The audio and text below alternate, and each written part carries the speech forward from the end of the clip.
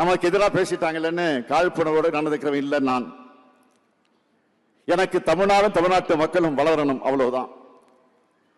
நம்ம வளர்ச்சியை பொறுத்துக்க முடியாம தான் நம்ம ஆட்சிக்கு கலங்கை ஏற்படுத்த சமூக வலைத்தளங்கள்ல ஒவ்வொரு செய்தியும் எப்படியெல்லாம் திரிக்கிறாங்க,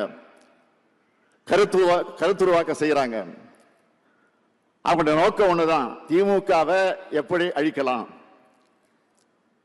தமிழ்நாட்டோட வளர்ச்சியை எப்படி கெடுக்கலாம். ஏன்னா அவங்களுடைய நீண்டகால திட்டத்துக்கு தடையா இருக்கிறது நம்முடைய திராவிட மாடல் ஆட்சி தான். அவங்களால பொறுத்துக்க முடியல. இந்த ஆட்சி இருக்கிறதால தான் தமிழ்நாட்டை முன்னேற்ற திட்டங்கள் எல்லாம் செயல்படுத்துறாங்க, உண்மையான வரலாற்றை தோண்டி எடுக்கிறாங்க, மொழி உணர்வு, கல்வி உரிமை, மாநில உரிமைன்னு பேசுறாங்க. அவங்களுக்கு இதெல்லாம் நம்ம பார்த்தா பிடிக்கல.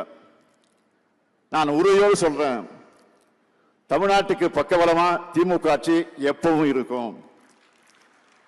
திமுகவுக்கு பக்கபலமா தமிழ்நாட்டு மக்களாக இருக்கக்கூடிய நீங்களும் எப்பவும் இருப்பீங்க.